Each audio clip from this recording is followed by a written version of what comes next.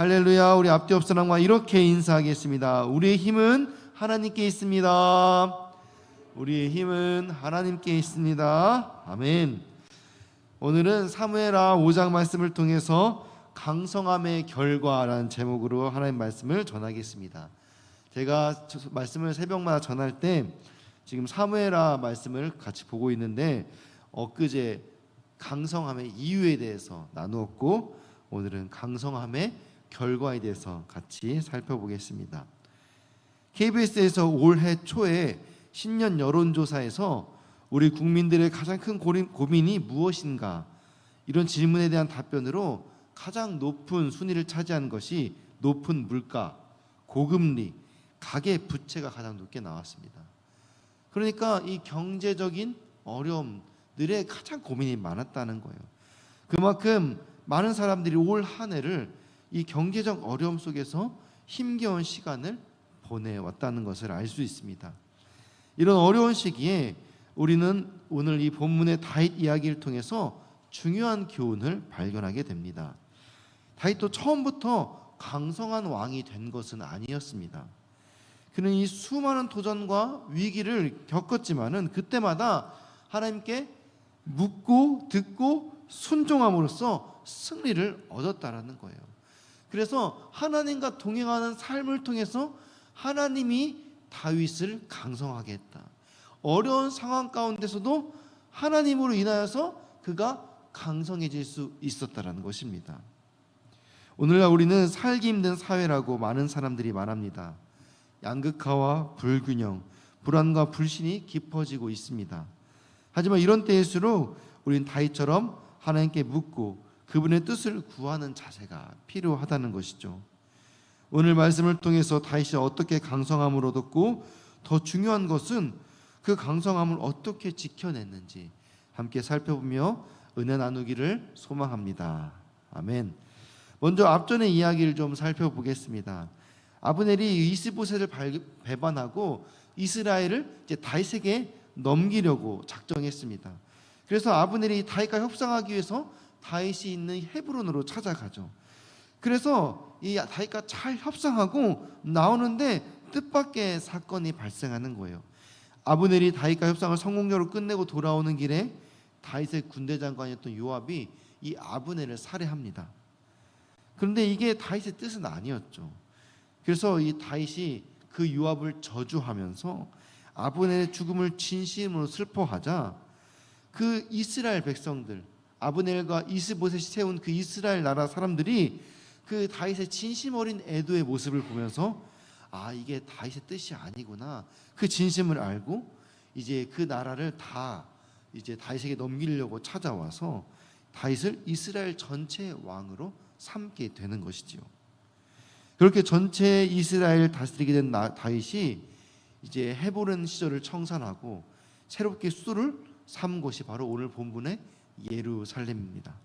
우리 오늘 본문 11절 같이 읽겠습니다. 시작. 두루왕 히람이 다윗에게 사절들과 백향목과 목수와 석수를 보내매 그들이 다윗을 위하여 집을 지으니. 아멘. 이 두루왕 히람은 오래전부터 다윗을 좋게 여겼던 왕입니다. 이 두루왕 히람과 다윗 왕이 언제부터 이렇게 알게 되었는지 정확히 알 수는 없습니다. 그러나 두 나라 사이에 정치 외교적 관계 때문에 사실 둘은 호의적일 수밖에 없는 그런 구조가 있습니다. 두루는 경작지가 부족해서 식량을 그 두루에서 얻을 수 없으니까 어쨌든 가까운 이스라엘에게 얻어야 되는 거예요. 대신 두루는 그 좋은 목재와 좋은 그 자원들이 많이 있으니까 그것을 이스라엘에 주거든지 아니면은 이스라엘을 거쳐서 중개 무역을 해서 어떻게든 그것들을 잘 팔아가지고 살아야 되는 그런 나라의 입지적 위치가 있는 것이지요. 그리고 두루 입장에서는 이제 이 다윗이 점점 강성해지는 이 다윗과 우호적인 관계를 유지하는 것이 이런 안정적인 중개 무역을 하는데 도움을 줄 수 있기 때문에 이 두 나라 사이에 좋은 관계가 이루어지는 것은 필수적인 거예요. 그런데 그럼에도 불구하고 서로 완력 다툼을 하거나 때로는 그 나라 사이에 조금이라도 뭔가 내가 더 선점하기 위해서 자존심을 내세우다 보면 사이가 틀어질 수도 있죠. 그런데 성경을 보면은 이 둘 사이가 계속해서 끝까지 좋았다는 것을 보면은 그만큼 이 다윗의 외교 능력이 탁월했던지, 아니면은 또 이 히람 왕이 또 개인적으로 다윗을 좋게 평가했기 때문에 이 둘 사이가 끝까지 좋은 관계가 유지될 수 있지 않았을까라는 것이죠. 열왕기상 5장 1절을 보면은 그 이유를 좀 살펴볼 수 있는데, 우리 같이 읽겠습니다. 시작. 솔로몬이 기름 부음을 받고 그의 아버지를 이어 왕이 되었다 함을 두루 왕 히람이 듣고 그의 신하들을 솔로몬에게 보냈으니 이는 히람이 평생에 다윗을 사랑하였음이라. 아멘. 여러 정치 외교적으로 보면은 두 나라가 정말 서로에게 도움을 주어야 되는 그런 관계에 있는 건 맞습니다. 그런데 여기 보면은 히람 왕이 평생에 다윗을 사랑했기 때문이라고 말하고 있어요. 그러니까 히람 왕 개인적으로도 다윗을 아주 좋게 여겼던 거예요. 얼마나 좋게 여겼던지 그 아들 솔로몬이 즉위할 때 그의 즉위식을 축하하면서 나 너네 아버지랑 진짜 좋았던 관계야. 내가 너네 아버지 진짜 좋아했어 하면서 그렇게 축하하더라는 거예요. 우리 본문 12절 말씀을 같이 읽겠습니다. 시작. 다윗이 여호와께서 자기를 세우사 이스라엘 왕으로 삼으신 것과 그의 백성 이스라엘 위하여 그 나라를 높이신 것을 알았더라. 아멘. 히람 왕이 뭘 바라고 다윗에게 목수와 석수뿐 아니라 모든 재료를 다 내어 주었을까요? 그는 다윗의 배후에 계신 아마 하나님을 보지 않았을까요? 다윗은 백향목 무역으로 당시 경제적으로 부유했던 이 히람 왕이 어찌됐든 다윗을 좋게 여겨가지고 막 지원을 해주는 거잖아요. 근데 그것을 보면서 다윗이 느낀 거예요.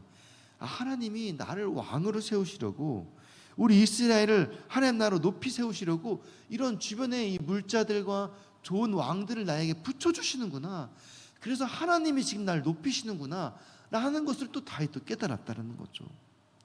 하나님께서는 이 다윗의 왕국을 높이신 이유는 이 다윗의 부귀영화를 위한 것이 아니라 하나님 나라를 위한 것이었습니다.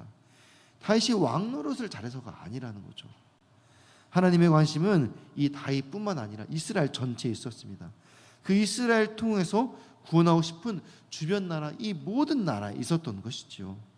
거기에 이 두루 왕 히람이 하나님의 뜻에 반응한 것일 뿐인 거죠. 하나님의 크신 계획, 역사 계획을 이 정치적 감을 가지고 두루 왕 히람이 잘 알아차린 거예요. 저 다윗 왕에게 뭔가가 있구나. 이 사람이 정말 이 사람을 통해서 무언가 지금 어떤 신의 어떤 섭리가 작용하고 있구나. 내가 이 사람하고 좀 친해져야겠구나. 이것을 두루 왕 히람도 느꼈다라는 것이지요. 우리 13절에서 16절 같이 보겠습니다. 시작.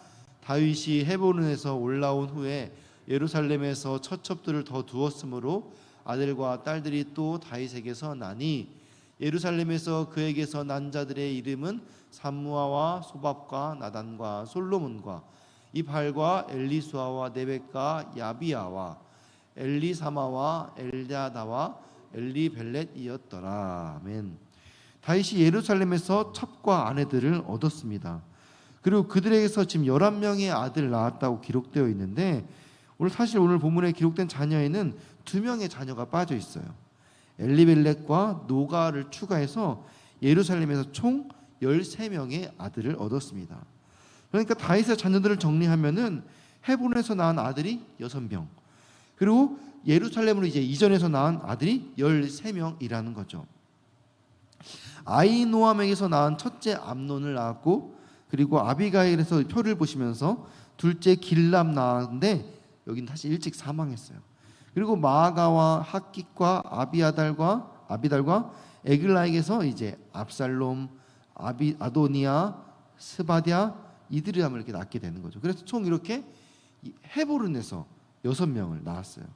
그리고 예루살렘에서는 총 13명을 낳게 되는데 바세바에게서 4명 낳고 그 외에 여러 첩들에게서 9명의 자녀들을 낳았죠. 제가 옆에 숫자도 친절하게 써놨습니다. 네. 그런데 이 성경을 보면은 오늘 이 예루살렘에서 분명히 13명을 낳았는데 다른 성경에 또 13명 기록되어 있거든요. 그런데 2명이 빠져 있어요. 그것은 바로 뭐냐? 이 사무엘서가 신명기적 관점으로 쓰여 있기 때문이에요. 언젠가 한번 설명해야 될 것 같아가지고 오늘 좀 말씀을 드리려고 하는데, 이 신명기적 관점으로 쓰여진 성경책들이 많이 있어요. 근데 이 신명기적 관점은 뭐냐? 신명기의 핵심 사상을 바탕으로 형성된 역사의 해석의 틀을 말하는 거예요. 그러니까 신명기는 뭐냐? 아브라함부터 시작된 이스라엘 민족이 출애굽 사건을 통해 시내산 언약을 맺고 광야를 지나면서 하나님의 백성이 되어간다라는 원리를 담고 있는 건데, 그 과정에서 순종하면은 축복을 받고 불순종하면 저주를 받는다라는 기본적인 이런 신앙 원리가 담겨 있어요. 그러니까 그 역사적 관점을 가지고 성경을 써내려가는 거죠. 그래서 성경에는 이 신명기적 관점을 가지고 쓰였다라고 하면은 그 성경의 역사를 잘 보면은 거기에는 이런 메시지가 담겨 있는 거예요. 하나님께 순종하면 축복, 불순종하면 저주라는 이런 프레임 속에서 모든 역사를 해석하고 바라보는 거예요. 우리가 함께 나누고 있는 이 사무에서도 사실 그런 관점에서 쓰여 있어요. 그런데 같은 내용이 또 역대하에는 또 다른 내용이 좀 그 같은 내용을 약간 다르게 해석하고 있는데, 그거는 이제 신명기적 관점으로 쓰여 있지 않기 때문이에요. 그래서 아들을 기록할 때에도 하나님께서 축복하신 이 다윗의 왕국에 관해서는 부정적인 이야기를 사실 거의 다루지 않아요. 그러니 그 반면에 불순종함으로 결과가 잘못되었다, 그러면은 거기에 대해서는 조금 더 확장해서 설명하고 있는 것이죠. 왜냐하면 그것을 통해서 교훈을 얻게 하는 것이 목적이기 때문이에요. 그러니까 지금 다윗의 아들들 중에 2명의 아들이 죽었다라는 것을 굳이 기록하고 있지 않다라는 거예요. 그런데 사실 이 신명기의 내용을 보면은 모세는 많은 아내를 두지 말아야 된다라고 또 명령하는 이야기가 있어요. 그러니까 신명기적 관점을 보면은 아들 많이 두지 말랬는데, 아내를 많이 두지 말랬는데, 이런 오해를 또 할 수가 있는 거죠. 우리 신명기 17장 17절을 같이 읽겠습니다. 시작. 그에게 아내를 많이 두어 그의 마음이 미혹되게 하지 말 것이며 자기를 위하여 은금을 많이 쌓지 말 것이니라. 아멘. 그런데 사실 이 고대 사회 왕들은 정치 외교 문제로 아내와 첩을 많이 둘 수밖에 없는 구조들이 있었어요. 또한 왕이 취한 아내들의 수가 국가의 힘을 상징하기도 했기 때문에, 그래서 오늘 본문에서 다윗의 아내와 자녀들에 대해서 말한다는 것은 신명기적 관점으로 볼 때 아내 많이 두지 말랬는데 다윗이 좀 이렇게 성적으로 문란한 거 아니야? 라는 것일 수 있는데, 그게 아니라 하나님께서 다윗을 강성하게 했다라는 증거로서 지금 아내의 수와 이 자녀들의 수를 기록하고 있는 거예요. 그런데 조금 더 신명기의 말씀을 좀 깊게 살펴보면은 아내를 많이 두지 말라는 것은 그의 마음이 미혹되기 때문에 아내를 많이 두지 말라는 거예요. 그래서 신명기의 금지 조항들은 이 아내의 수에 초점이 맞춰지기보다도 미혹되지 말라는 것에 초점이 맞춰져 있다는 거예요. 그래서 미혹되지 않기 위해서 아내뿐만 아니라 아내와 금을 축적하지 말라라는 게 같이 붙어 있는 거예요. 그러니까 성경에 좀 비슷한 것들이 있죠. 술 취하지 말라라는 그 말이 좀 비슷한 맥락인데, 방탕하지 말라는 내용이 있어서 술 취하지 말라는 거예요. 무조건 술 자체가 나쁘다라는 것이 아니죠. 왜냐하면은 고대 사회에는 이 포도주가 약으로 쓰이기도 했고, 예수님도 잔치 자리에서는 포도주를 마셨어요. 그럼 예수님은 이제 술을 먹었기 때문에 성경을 어긴 것이냐? 그것이 아니라는 거죠. 신명기가 근데 사실 또 이렇게 그만낸 데는 다 이유가 있죠. 실제로 다윗과 솔로몬이 나중에는 이 많은 아내들로 인해서 실제로 미혹을 받아서 실수하는 장면들이 많이 나오죠. 솔로몬은 말년에 이스라엘을 우상 숭배한 나라로 만들어내기까지 했습니다.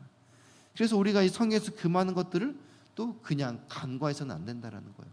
술 취하지 말라는 것이 방탕하지 말라는 것이니까 술 나쁜 거 아니까 조금 먹어도 되네. 근데 그게 시작돼서 과해지면 결국 문제가 되는 거예요. 솔로몬과 다윗도 아내를 많이 두지 말라고 했는데, 이거는 그 미혹되지 말라는 거니까 미혹만 안 되면 되지 해서 하나하나 시작되면은 그것이 또 커지면은 결국 그것 때문에 문제가 생기게 된다라는 거예요. 우리 17절 18절 이어서 계속 보겠습니다. 시작. 이스라엘이 다윗에게 기름을 부어 이스라엘 왕으로 삼았다 함을 블레셋 사람들이 듣고 블레셋 사람들이 다윗을 찾으러 다 올라오매 다윗이 듣고 요새로 나가니라. 블레셋 사람들이 이미 이르러 르바임 골짜기에 가득한지라. 아멘. 사실 이 블레셋은 그 처음부터 다윗이 유다 지파의 왕이 되었을 때 다윗을 공격하지 않았어요. 왜냐하면은 이 다윗을 전략적으로 이용하려고 했거든요. 딱 보았을 때 유다 지파와 이스라엘 왕국, 유다 왕국은 유다 지파 하나로 되어 있고 이스라엘 왕국은 유다 지파를 제한 11지파가 같이 구성되어 있으니까 겉으로 보기에는 이스라엘 지파하고 좀 더 이스라엘 그 왕국이 더 커 보여요. 그런데 왕을 보았을 때는 그 다윗 왕이 좀 더 강성한 것 같아 보이니까 여기를 그냥 두면은 얘네 둘이 치고받고 하다가 힘이 소모가 되겠지. 그러니까 이 블레셋이 그냥 다윗을 지켜본 거예요. 그런데 지금 어떻게 됐습니까? 이 다윗이 이 조그만했던 유다 지파 나라가 이스라엘 전체를 먹어버린 거예요. 그러면서 다윗이 왕이 된 거예요. 그럼 이 블레셋 입장에서 이거 봐라, 얘네가 합쳐졌네.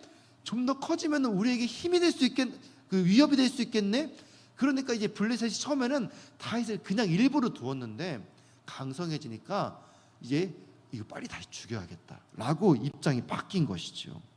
그래서 이제 이 블레셋 사람들이 다윗을 죽이러 르바임 골짜기로 쳐들어옵니다. 근데 이 르바임 골짜기는 전략적으로 매우 중요한 위치예요. 길이가 약 5km, 폭이 약 3km 되는 골짜기는 어마어마하게 큰 평지처럼 이루어진 그런, 그러니까 이 요새를 짓고 이 군사가 거기에 주둔하기 좋은 위치죠. 그런데 거기가 딱 유다 왕국과 이스라엘 왕국이 있었던 지역의 가운데쯤 되는 지역이라는 거예요. 그러니까 여기를 침공해 가지고 여기를 딱 지키고 서서 이 다윗을 거기서 또 죽여버리면은 지금 두 나라가 이제 막 합쳐졌는데 여기를 분열시키기에 딱 좋은 것이지요. 그래서 블레셋 군대가 다윗을 죽이려고 몰래 이곳에 진을 치고 있는 거예요. 이 두 나라 사이에 이 거점 지역, 여기를 다윗이 잘 모르고 지나가다가 당할 수 있는 것이죠. 그래서 이런 상황 속에서 다윗이 하나님께 기도하면서 지금 이 장면을 보았어요. 하나님께 기도하면서 내가 여기를 지금 쳐야 될지 아니면 숨어야 할지 일단은 요새로 피해서 하나님께 기도하며 나아갑니다. 우리 본문 19절 같이 읽겠습니다. 시작. 다윗이 여호와께 여쭈어 이르되 내가 블레셋 사람에게로 올라가리이까 여호와께서 그들을 내 손에 넘기시겠나이까 하니 여호와께서 다윗에게 말씀하시되 올라가라 내가 반드시 블레셋 사람을 내 손에 넘기리라 하신지라. 아멘. 그런데 하나님께서 뭐라고 말씀하십니까? 블레셋과 싸우라는 거예요. 내가 너와 함께해서 너에게 승리를 약속하겠다라고 말하는 거예요. 여러분들 블레셋이 어떤 민족입니까? 이스라엘 초대왕 사울과 자신의 친구 요나단을 죽인 자들이에요. 당장 진격해서 진멸해도 시원찮을 놈들입니다. 그런데 다윗이 그들을 보자마자 그냥 그렇게 하지 않았어요. 하나님께 묻고 듣고 순종했다라는 거예요. 그러니까 하나님께서 승리를 약속하시면서 하나님과 함께 하시니까 그들을 그냥 단번에 제압한 거죠. 우리 20절 21절 같이 읽겠습니다. 시작. 다윗이 바알브라심에 이르러 거기서 그들을 치고 다윗이 말하되 여호와께서 물을 흩음같이 내 앞에서 내 적을 흩으셨다 하므로 그곳 이름을 바알브라심이라 부르니라. 거기서 블레셋 사람들이 그들의 우상을 버렸으므로 다윗과 그의 부하들이 치우니라. 아멘. 다윗이 르바임 골짜기에서 블레셋을 쳐서 무찌르고 그곳 이름을 바알브라심이라고 불렀어요. 성경에서는 여호와께서 물을 흩은같이 내 앞에 대적을 흩으셨다라고 되어 있는데 사실 그 원어 그대로 해석하면은 파쇄의 주라는 뜻이에요. 바알브라심이. 그러니까 물을 파쇄하듯 대적을 깨부쉈다. 그냥 파쇄의 주 팍 하고 팍 흩으셨다라는 거예요. 주님께서. 저는 다윗이 그냥 진격하자마자 그냥 물 흩어지듯이 이 블레셋 민족들이 그냥 흩어져 버린 거예요. 그런데 이들이 패배한 뒤에 또 한 번 이 다윗을 죽이려고 이제 쳐들어와요. 그 르바임 골짜기에서. 우리 22절에서 25절 말씀입니다. 시작. 블레셋 사람들이 다시 올라와서 르바임 골짜기에서 가득한지라. 다윗이 여호와께 여쭈니 이르시되 올라가지 말고 그들 뒤로 돌아서 뽕나무 숲을 맞은편에서 그들을 기습하되 뽕나무 꼭대기에서 걸음 걷는 소리가 들리거든 곧 공격하라. 그때 여호와가 너보다 앞서 가서 블레셋 군대를 치리라 하신지라. 이에 다윗이 여호와의 명령대로 행하여 블레셋 사람을 쳐서 게바에서 게셀까지 이르니라. 아멘. 블레셋은 첫 번째 전투에서 패배의 교훈을 삼아 더 큰 군대를 모아서 다시 르바임 골짜기에 올라왔습니다. 두 번씩이나 연속으로 다윗을 공격했다는 것은 블레셋이 얼마나 이 다윗 세력의 확장을 그 위협적으로 느꼈는지 우리가 알 수 있죠. 이번에는 하나님께서 다윗에게 첫 번째 전투와 좀 다른 전략을 주십니다. 그냥 기습 공격을 하지 않고 뽕나무 숲 뒤편으로 매복해서 기다렸다가 하나님이 뽕나무 그 꼭대기에서 걸음 소리가 들리면은 그때 같이 공격하라는 거예요. 이 뽕나무 꼭대기에서 걸음 소리가 들린다라는 것은 지금 다윗 뒤편에서 무언가가 몰려온다라는 거죠. 성경학자들은 이게 하나님의 군대를 영적으로 의미한다라고 말하는 거예요. 그러니까 영적으로 하나님의 군대가 함께한다는 신호가 딱 들리거든 하나님의 군대와 함께 그 힘을 입어서 그들에게 나아가라는 거예요. 다윗은 이렇게 하나님의 지시에 철저히 순종했고 그 결과 게바에서 게셀까지 블레셋 군대를 완전히 물리쳤어요. 약 30km에 달하는 블레셋 영토를 그 르바임 골짜기에서부터 한 번에 탈환하게 되는 것이지요. 다윗은 이전에 한 번 이겼다고 해서 그냥 쉽게 생각하지 않았어요. 하나님께 또 한 번 물어본 거죠. 이 뒤에서 기습 작전을 하나님께서 명령하는 것은 어찌 보면은 이 블레셋 군대가 아마 그 전보다 훨씬 더 큰 부대를 가지고 정면 승부하면은 아마 졌을지도 몰라요. 그런데 하나님께서 지혜를 주셔서 그렇게 뒤돌아쳐서 기습 작전을 하니까 한 번에 30km에 달하는 그 영토를 그 확장시켜서 탈환할 수 있었다라는 그런 놀라운 지혜를 주게 되는 거죠. 물어보길 잘했다라는 거예요. 아마 이전과 같은 방법을 했다라면은 어떻게 다윗이 뭐 이겼을지라도 수많은 손실을 보았겠죠. 그런데 지금 다윗이 이 왕국을 건설할 때 초기 단계입니다. 이제 유다 왕국과 이스라엘 왕국이 이제 막 합쳐지기 시작했는데 여기서 하마터면 그 많은 병력을 손실을 잃게 되면은 이제 다윗 왕국이 여기서 좀 커져 가야 되는데 여러분 그 군사력이 그 나라에 되게 중요하지 않습니까?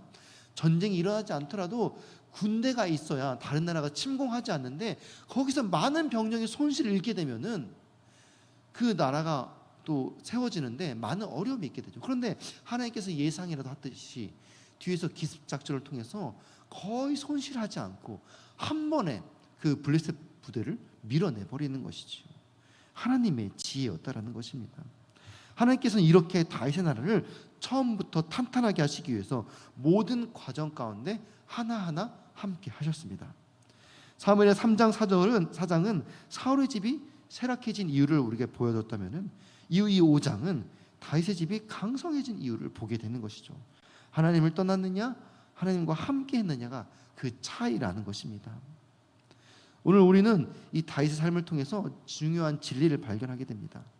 이 강성함을 얻게 되는 것, 그것도 참 어렵지만은 그것을 지키는 것이 더 어렵다라는 거예요. 다윗은 그 비결을 우리에게 보여줍니다. 다윗이 누린 이 강성함의 이유는 눈에 보이지 않았지만 그 결과는 누구나 다 볼 수 있었어요. 두루왕 히람이 자발적으로 왕국 건축을 지원했고 또 숙적 블레셋도 무릎을 꿇었습니다. 하지만 더욱 중요한 것은 그때마다 보여줬던 다윗의 태도입니다. 다윗은 모든 영광을 다 하나님께 돌렸어요. 그리고 성공에 취하지 않고 그때마다 하나님의 뜻을 구했다는 것입니다. 우리도 이런 다윗의 모습을 본받아서 매일매일 하나님께 묻고 듣고 순종하여서 하나님의 뜻을 이루는 삶이 되어야 될 줄 믿습니다. 여러분 오늘 우리 앞에 놓인 이 르바임 골짜기가 무엇입니까? 여러분의 삶에 쳐들어온 블레셋이 무엇입니까? 하나님께서 다윗과 함께 하셨듯이 우리와 함께 하시면 우리를 강성하게 하셔서 모든 대적을 물리쳐 주실 것입니다. 우리에게 필요한 것은 무엇이냐? 그때마다 내 생각과 내 경험을 의지하는 것이 아니라 작은 문제라 할지라도 하나님께 물어보는 것, 그리고 그 뜻대로 듣고 순종하는 것. 그렇게 오늘도 모든 일에 하나님의 뜻을 묻고 순종함으로 하나님께 영광 돌리는 삶으로 귀하게 쓰임받는 우리 서울제일교회 모든 성도님들 되시기를 주님의 이름으로 축원합니다. 아멘. 우리가 이 시간 같이 들은 말씀 기억하며 기도하기 원합니다. 같이 기도하실 때 우리를 강하게 하시는 하나님께 묻고 듣고 순종하는 겸손한 마음을 주시옵소서. 세상의 성공이 아니라 하나님 나라를 위한 강성함을 분별하게 하여 주시옵소서. 둔촌동 성정부지 그린벨트 해지가 하나님의 때에 하나님의 방법으로 열어주시도록 올림픽파크 보레온 아파트가 우리 이틀 전부터 또 입주가 시작되었습니다. 12,032세대의 영혼에게 복음을 전하는 사명을 우리 교회가 잘 감당하게 하여 주시옵소서. 연말 사무총회 준비와 2025년도 하나님 인도하시는 풍성한 한 해가 되게 하여 주시옵소서. 특별히 우리 몸과 마음으로 고통받는 성도님들을 치유하여 주시고 그들을 돌보는 가족들을 또 위로하여 주시옵소서라고 힘든 상황 속에서 믿음을 잃지 않도록 붙잡아 주시옵소서. 우리 각자의 기도 제목 위하여서 사랑하는 주님 이름 세 번 부르고 같이 기도하시겠습니다. 주여 주여